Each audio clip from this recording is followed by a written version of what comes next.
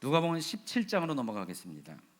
누가복음 17장 1절과 10절 단락을 먼저 보겠는데, 제가 지금 예수님이 지금 갈릴리를 떠나서 지금 어디로 가고 계신다고 했죠? 예루살렘 향해 가고 계시는데, 지금 예수님이 위치하고 있는 곳이 어디냐면은 베레아 지역이라고 그랬어요. 지난 시간에도 얘기했어요.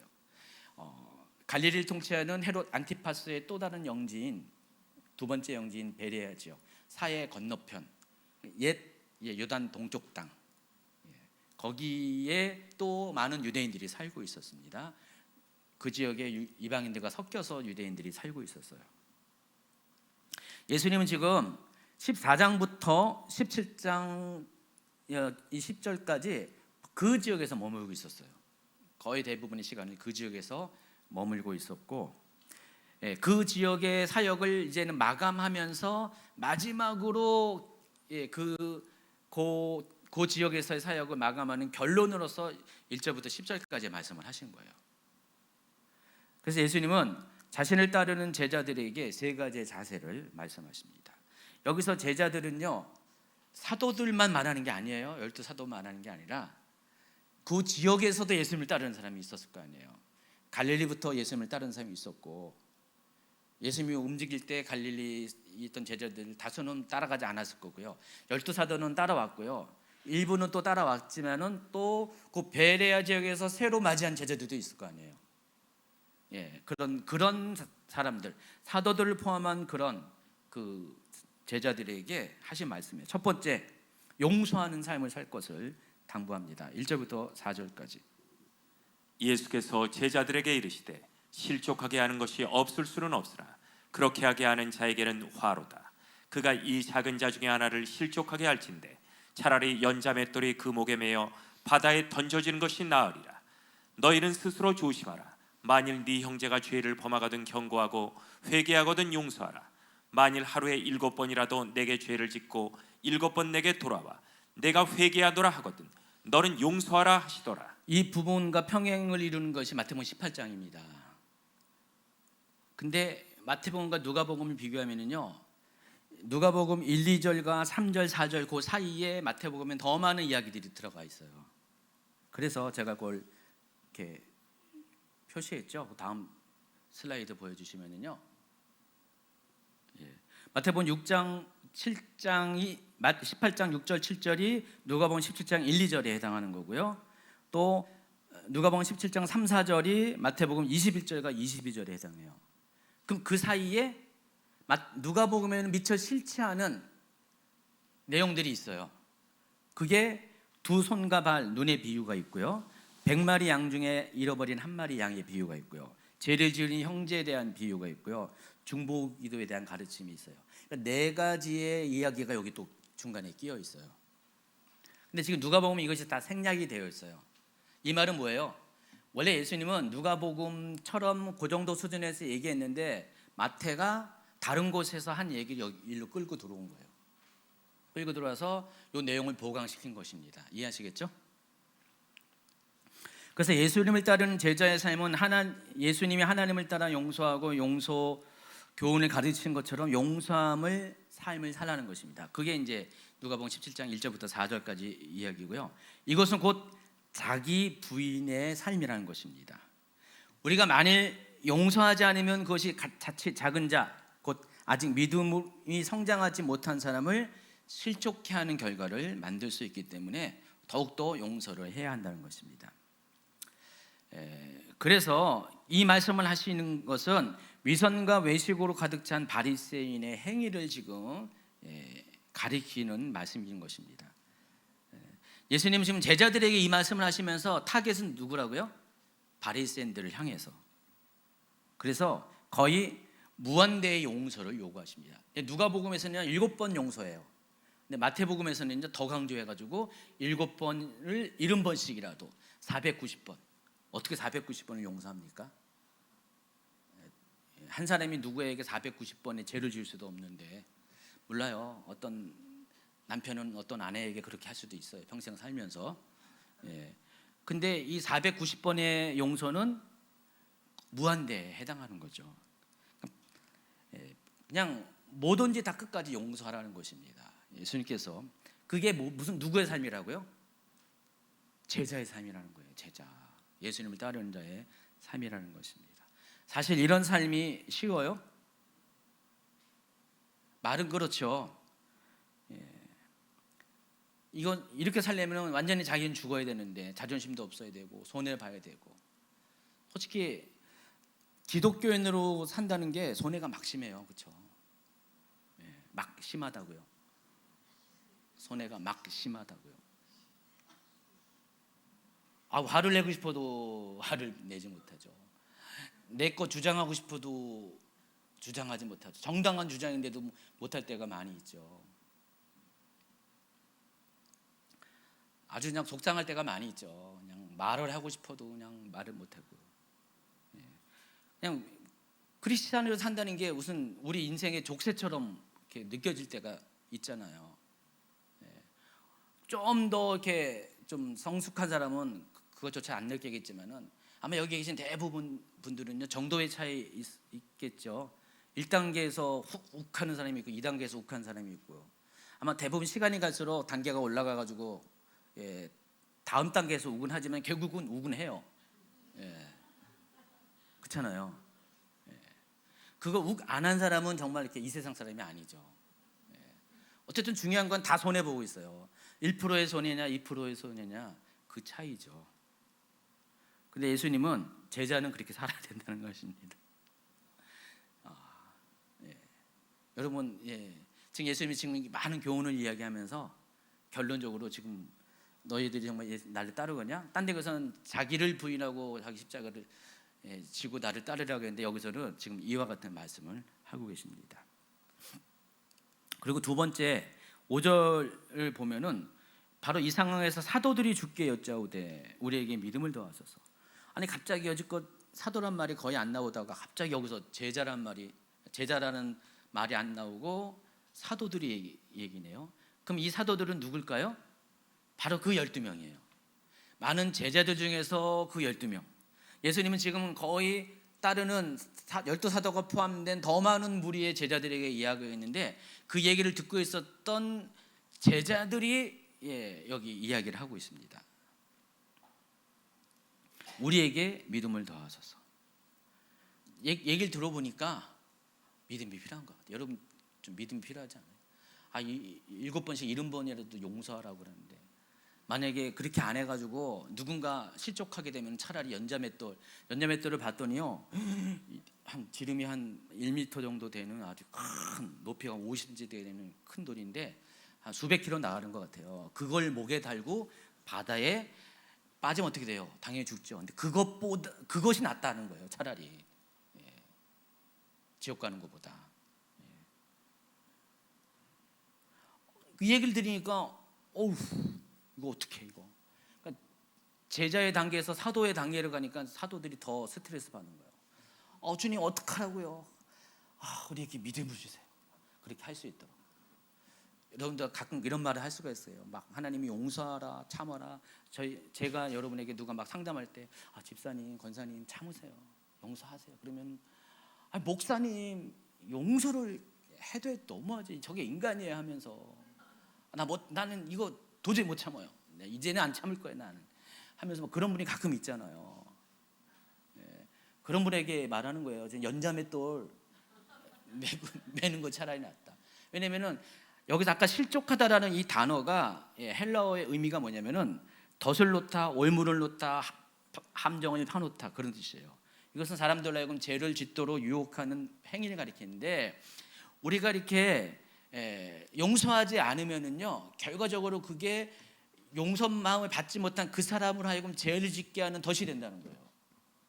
그리고 그것을 하나님이 대가를 치르게 한다는 겁니다. 그래서 무섭죠 이 말이. 예수 믿는 게 이렇게 쉬운 건 아니에요. 앞에 제자들처럼 자기를 부인해야 되고요. 여기도 그냥 그런 삶을 살려니까 이 사도들이 욱한 거예요. 어떻게 해야 되나. 그래서 그렇게 할 수 있도록 믿음을 달라는 거예요. 예수님께서. 그랬더니 예수님께서 이르시되 겨자씨 하나만한 믿음이 있었으면 이 뽕나무더러 뿌리가 뽑혀 바다에 심겨라했을 것이요 그것이 너희에게 순종하였으리라. 다른 복음서에서는 이게 그냥 순수하게 믿음과 관련돼서 믿음의 능력과 관련돼서 이야기했는데, 여기서는 알고 봤더니 뭐예요? 용서할 수 없는 그 사람이 자기가 용서할 수 있도록 믿음을 달라는 그 얘기 가운데 나온 얘기였어요. 출처가. 그래서 예수님은 그거예요. 아무리 씨가 작아도 생명력이 있으면 언젠가는 커지죠. 믿음이라는 게 그겁니다. 하나님 우리에게 요구하는 100%의 믿음이 아니라 단 0.0000000000000의 1%의 믿음이라도, 믿음이 있고 없는 것은 엄청난 차이예요. 그래서 지금 예수님은 우리에게 믿음이 없습니다라고, 내가 믿음이 없으니까, 그러니까 믿음이 없다기보다도 더 큰 믿음을 달라고 요구하는 사도들에게 너희들 믿음이 있지 않느냐, 믿음이 있으면 이렇게 할 수가 있다, 그 얘기를 하고 있는 것입니다. 여러분 할 수가 있다는 거예요. 그리고 세 번째 교훈이 7절부터 10절까지 나오는데, 읽어주세요. 너희 중 누구에게 밭을 갈거나 양을 치거나 하는 종이 있어 밭에서 돌아오면 그더러 곧와서 앉아 먹으라 말할 자가 있느냐? 도리어 그더러 내 먹을 것을 준비하고 띠를 띠고 내가 먹고 마시는 동안에 수종 들고 너는 그 후에 먹고 마시라 하지 않겠느냐? 명한 대로 하였다고 종에게 감사하겠느냐? 이와 같이 너희도 명령받은 것을 다 행한 후에 이르기를 우리는 무익한 종이라 우리가 하여야 할 일을 한 것뿐이라 할지니라. 종들이 자기 주인에게 어떤 보상을 바라고 뭔 일을 하는 건 아니잖아요. 당연한 거예요. 제자의 삶도 마찬가지라는 것입니다. 여러분이 뭔 일을 할 때 칭찬받으려고, 어떤 보상을 받으려고 하는 것은 결코 아니죠. 그래서 이것을 하기 위해서는 역시 자기 부인이 있어야 돼요. 전제가 필요합니다. 그래서 제자의 삶은 이래저래 보면, 인간적으로 보면은 손해가 막심한 삶이에요. 그래서 이 세상에서 보상받지도 못해요. 아무것도 누릴 수도 없습니다. 아무리 잘해도 칭찬도 받을 수가 없어요. 그런데 이 모든 칭찬과 이 모든 보상은 누구한테 받습니까? 어디서 받습니까? 하나님한테서, 또 그 나라에 가서 우리가 받습니다. 또 때로는 하나님께 이 땅에서도 또 필요하면 주시기도 합니다. 충성된 종은 주인이 인정할 것이고, 그런 사람에게는 언젠가 하늘의 상급이 주어질 것입니다. 자, 이 마지막 교훈을 마치고 예수님은 베레아 지역을 떠납니다. 그러니까 11절부터는 예수님이 이동하시는데, 예수께서 예루살렘으로 가실 때 사마리아와 갈릴리 사이로 지나가시다가 있습니다. 그래서 예수님이 이제 17장 11절부터 19장 27절까지는요 예루살렘에 가기 전에 갈릴리도 아니고 베레아도 아니고 유대도 아닌 어느 곳, 거기가 어딜까요? 바로 이와 같이 사마리아와 같은 요 지역들, 이 지역을, 여기는 아직 예수님이 본격적으로 전도를 안 했거든요.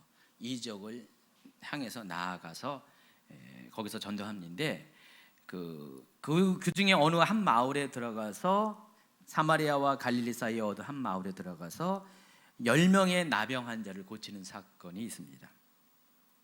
시간 관계상 읽지는 않고요. 그런데 그 중에서 오직 한 사람만이 예수님께로 돌아옵니다. 그리고 하나님께 영광을 돌리고 엎드려서 예수님께 감사를 표현합니다. 그때 예수님께서 말씀하십니다. 10사람이 다 깨끗함을 받지 아니하였느냐? 9은 어디 있느냐? 이 이방인 외에는 하나님께 영광을 돌리러 돌아온 자가 없느냐 하시고, 하나님께 감사하지 못한 사람들 질책합니다. 근데 여러분, 이 문맥을 잘 보면은요 10명의 문둥병들 중에서 한 사람을 제한 나머지는 유대인의 가능성이 있습니다. 9명은 유대인이에요. 1명만 지금 사마리아인이에요. 지금 이 예수님이 계신 곳이 사마리아와 갈릴리 사이잖아요. 근데 예수님이 그쪽 지역에 온다니까 사마리아에 있던 문둥병 환자인 이 사람이 예수님께로 찾아왔고, 또 다른 지역에서 예수님을 찾아서 문둥병 환자가 왔는데 원래 같이 있던 멤버가 아니라 여기저기서 흩어졌는데 예수님이 지금 사역하시는 곳에 10명의 모았더니 10명의 문둥병 환자가 온 거예요. 여기서 만난 거예요. 그 중에 한 명이 사마리아에서 온 사람이에요. 예수님이 하시는 고쳐 주셨어요. 그리고 그걸 가지고 제사장한테 가가지고 확인하라는 겁니다. 여러분, 제사장의 역할이 뭐예요? 그 레위기 13장 14절의 장에 보면은 이 문둥병과 관련된 나병과 관련된 규례가 있는데 나병의 진단과 또 나았다는 것을 이렇게 확인하는 역할은 다 제사장이 했어요. 그 이유가 의사가 안 했습니다. 나병은 죄와 관련된 병이기 때문에요. 그래서 이 제사장은 나병이 나온 것을 확인하면 제사 드리도록 명령을 하고 그렇게 조치를 취하죠. 지금 그 전례에 따라서 그 율법에 따라서 예수님 스스로가 나병이 고쳤다라고 이렇게 하는 게 아니라 예수님은 이제 할 건 하시고 가서 제사장에 가서 보여가지고 확증을 받으라고 했습니다. 그 이유가 예수님이 아무리 고쳤다 할지라도 제사장에게 공식적으로 확증받지 않으면 이 사람이 여전히 나병 환자이기 때문에. 이해하시겠어요? 그래서 이제 10사람이 길을 떠났습니다.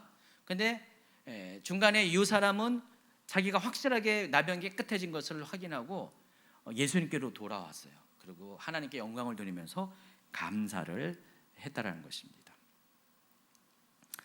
자, 이때 예수님은 그 사람의 육신의 병뿐만 아니라 그의 영혼도 구원받았음을 선언합니다. 누가복음 17장 19절. 그에게 이르시되 일어나 가라 네 믿음이 너를 구원하였느니라 하시더라. 사람의 병은 특히 나병은 당사자를 고통스럽게 합니다. 저주스러운 삶을 살게 합니다.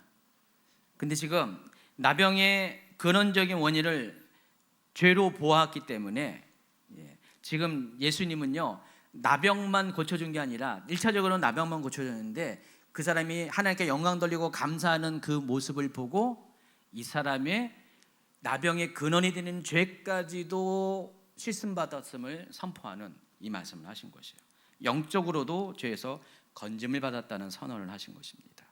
그러므로 우리가 믿고 입으로 고백하는 그의 믿음을 인정하는 의미에서 예수님은 내 믿음이 너를 구원했다는 선언을 하신 것입니다.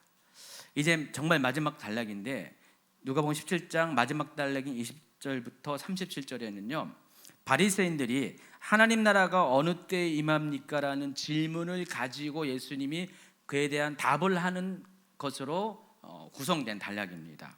그래서 여기는 마지막 때에 대한 메시지가 여기 나와 있습니다. 요것은 마태복음에서는 24장으로 넘어가야지 있는 이야기인데 누가복음에서는 17장에 여기 나와 있습니다. 예수님은 그들의 질문에 대한 답을 하시면서 먼저 이 말씀하십니다. 20절 후반부부터 21절. 예수께서 대답하여 이르시되 하나님의 나라는 볼 수 있게 임하는 것이 아니요 또 여기 있다 저기 있다고도 못하리니 하나님의 나라는 너희 안에 있느니라. 예수님은 하나님 나라가 어떤 성격인지 어떤 의미가 있는지를 먼저 설명하십니다. 그 질문에 구체적으로 답을 주기 전에 그래서 첫 번째는 하나님 나라는 눈에 보이는 물리적 공간의 개념을 갖고 있지 않다는 것입니다. 그러니까 물리적 개념을 초월한 영적인 세계에서 하나님 나라를 바라보라는 말씀을 하시는 것입니다. 그렇기 때문에 모든 것이 하나님의 나라예요. 그러니까 하나님이 머무시는 것, 그래서 이것 하나님 나라의 하나님의 속성 중에 편재성이 있는데 하나님 나라도 편재성의 성격을 갖고 있습니다. 첫째는 하나님 나라는 비가시성이고 두 번째는 편재성이 있어요. 어느 곳이든지 하나님이 머문 곳이 하나님의 나라라는 것입니다. 그것이 천국에 있으면은 그 천국도 하나님의 나라고 이 땅에 있으면은 이 땅도 하나님의 나라고 또 여러분 마음 안에 하나님이 임하시면은 성전된 여러분 마음 안에 있으면 그것도 하나님의 나라예요. 하나님이 임재하시는 것, 하나님 통치하시는 모든 것이 하나님의 나라라는 이야기를 먼저 이야기를 하십니다. 그러면서 예수님께서 제자들에게 22절부터는 제자들에게 말씀하십니다. 또 제자들에게 이르시되라고 하면서 이제 본격적으로 마지막 때에 임하는 하나님의 나라에 대해서 소개합니다. 앞에 바리새인들의 질문에 대해서는 비가시적인 존재인 하나님 나라, 또 어느 곳에 제한되지 않은 편재하는 하나님의 나라에 대해서 소개하고 나서 제자들에게는 어떤 얘기를 하냐면은 하나님의 나라가 이제는 물리적 공간으로 임하게 될 것이라는 그 얘기를 하는 거예요. 바리새인들에게는 다른 얘기를 하는 것인 거예요. 제자들에게는 그럼에도 불구하고 하나님 나라는 공간적으로 임하는데, 근데 그 아무 때나 임하는 게 아니라 어떤 특정한 때 하나님이 물리적인 공간으로 하나님 나라가 임한다는 것입니다. 그때가 언제예요?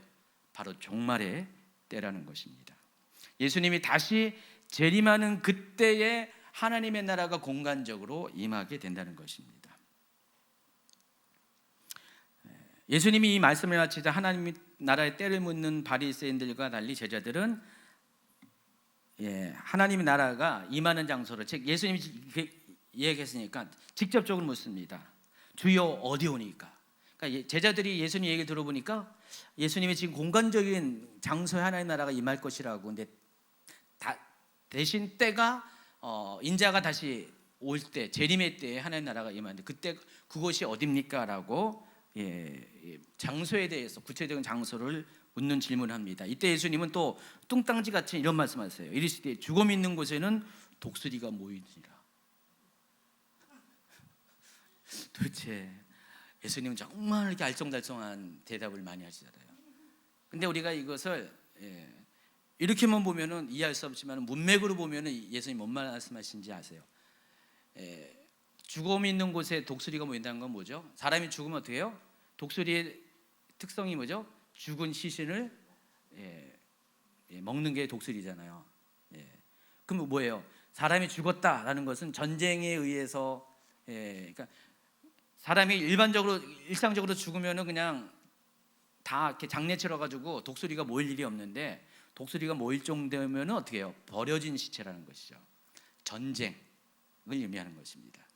그래서 이 죽음이 있는 곳이라는 그 의미는 바로 그와 같은 상태가 있는 곳인데, 그게 어디예요? 심판대예요. 바로 하나님 나라가 마지막 심판대에 이와 같이 공간적으로 임할 것이다. 자, 그래서 여러분 계시록 19장으로 가면은 예수님께서 심판을 위해서 하늘에서 백마를 타고 피 묻은 옷을 입고 세상에 먼저 간 성도들도 같이 백마를 타고 따르면서 이 세상 가운데 임하잖아요. 그리고 마지막 세상 나라와 전쟁을 벌입니다. 그게 아마겟돈 전쟁이고요. 바로 그와 같은 것을 예수님이 연두에 두시고 바로 그럴 때는 공간적으로 바로 임합니다. 결국은 여기서 말은 안 했지만은 바로 그 아마겟돈이라고 말할 수도 있다는 것입니다. 주여 어디입니까? 라고 했을 때 그렇게 해도 이렇게 폭을 좁히면 말할 수가 있다는 것입니다. 자, 오늘 여기까지 이야기를 하겠습니다. 자, 누가복음이 가면 갈수록 쉬운 내용이 아니네요. 16장, 17장 오늘 다뤄드리고요. 다음 주에는 18장 다루면서 이제 그 예수님이 예루살렘에 들어가기 전까지 이야기를 하도록 하겠습니다.